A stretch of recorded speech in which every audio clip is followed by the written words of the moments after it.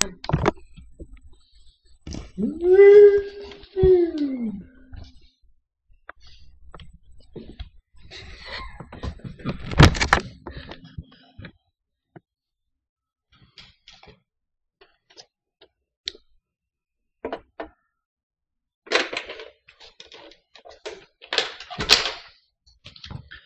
my name is Collin Turk, and I'm majoring in business administration.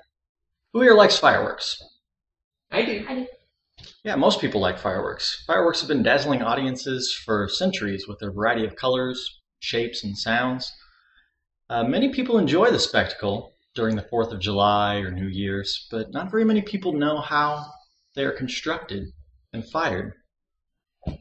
I have been building fireworks for over a decade, and I have a lead operator's license for shooting display class shows, and I've assembled and fired public displays on many occasions. Over the years, I have built multiple types of fireworks, and today I will be discussing a handful of those different types of effects. The first type and most common type of firework is the ball shell. This visual aid is provided by pyrouniverse.com in the professional section, and it illustrates the construction of a standard ball shell. A ball shell is loaded into what is called a mortar and fired from the top, where fire will start at the fuse and go down and ignite a lift charge, which will then propel the shell out of the mortar into the sky, and that lift charge will light a delay fuse, which, after it travels up to the middle of the ball shell, will ignite a charge in the middle, which will then blow the shell apart and send these little dots, which are called stars, in all directions. These stars have different types of chemicals in them that, when mixed in various ratios with different chemical compositions, produce different colors and effects. They burn from the outside in until they're nothing, and while burning, create streaks of light across the sky. Another type of ball shell is a cylinder shell, which is constructed slightly differently than the ball shell, in that the lift charge is fired from the bottom, but the timing charge is lit at the same time at the top. When they explode, they can leave another section of the cylinder below it, which can then create multiple breaks. So as this fuse continues to run down, you could stack multiple of these on top of each other and have multiple break shells. Another type of aerial display firework is a comet, and they are shot out of the same mortar system, and they look very similar to the ball shell, but instead of having a timed delay fuse in the middle and a burst charge in the middle, they ignite the star, just one, upon lift, and it will streak across the sky and not explode. It will just dissipate over time, and it will look like a comet. Another type of aerial display shell, or not shell, but another type of aerial display device would be the rocket. The rockets use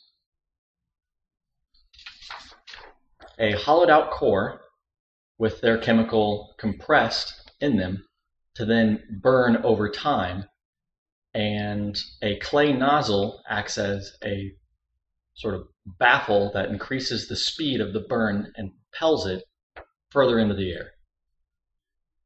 When it's done burning, it will ignite a small delay fuse, which will then ignite the burst charge in either a ball shell or a cylinder shell that is positioned on top. In the case of this rocket and most rockets, it is a cylinder shell, cylinder shell. Another type of aerial firework is the girandola, which is multiple rockets positioned at angles from each other so that the entire device will spin into the air. and move more slowly up into the sky. It is a slow rising effect. And then in the middle, it will ignite a ball shell or a cylinder shell to explode at the top. This visual aid was provided by fireworkstown.com. Another type of aerial effect is the parachute.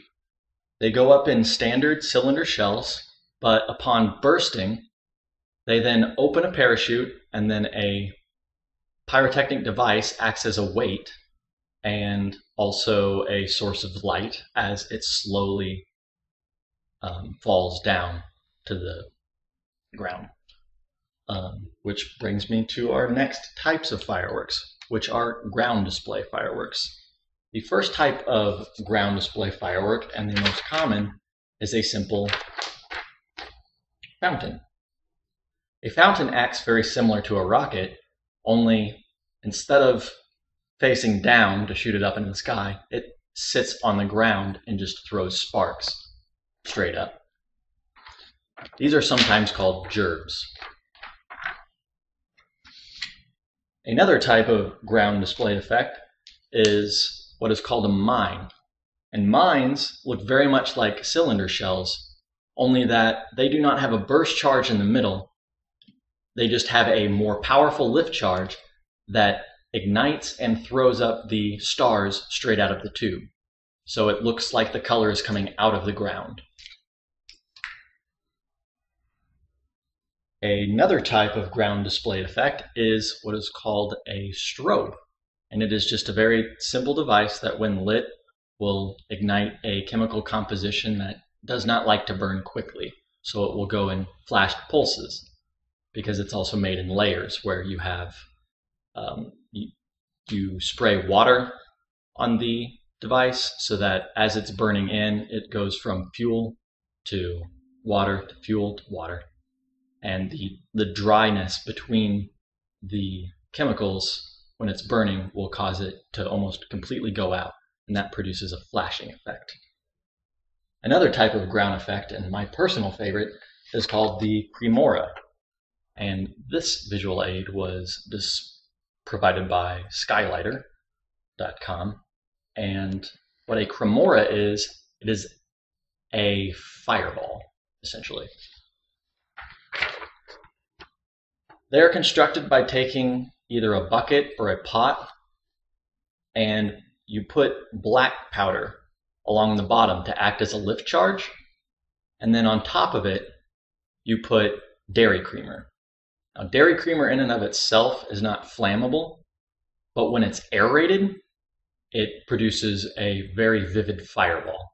So the lift charge will throw this creamer into the air, where it will then ignite like a fuel air explosive and create a fiery effect. Now, when it comes to firing fireworks, there are multiple different ways that you can. One of them is standard cannon fuse, where you can then hand fire it with a lighter. But in pyrotechnic displays, sometimes you want to be able to light multiple devices. So there is a thing called quick match. And quick match burns very rapidly, but is encased in paper so that you can cut small holes in them to put cannon fuse directly into. When you light one end of the quick match, it will burn at a rate of about 2 feet per second.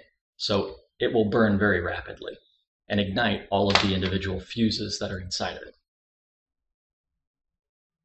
If you want to be extremely precise with how you fire something, you can use something called E-match, which is a wire with a leader that has a electrically sensitive explosive essentially on the end, similar to a match head, that you can place directly inside the device and then fire electronically from a computer or a firing box, like this. These can then be fired remotely, very far away from the fireworks, and it is a safer and more accurate way of shooting fireworks.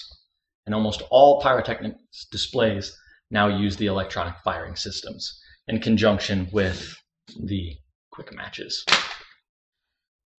Building fireworks can be dangerous, and they must be handled with caution, and respect.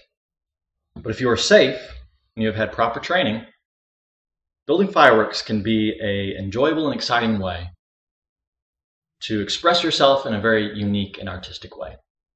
Thank you.